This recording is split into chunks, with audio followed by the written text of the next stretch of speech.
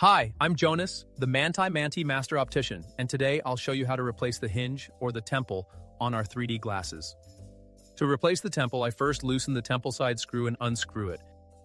Using optician's screw tweezers, I grip the screw and pull it out. Now the temple can be removed.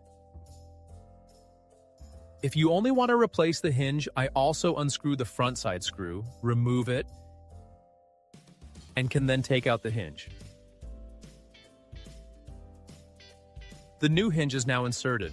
When putting the screw back in, make sure the shorter screw goes at the front.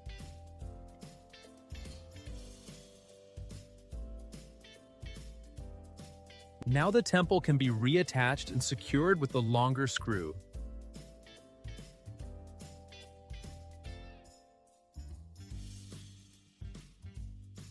If the temple doesn't come off easily, you can gently heat it with the hot air nozzle.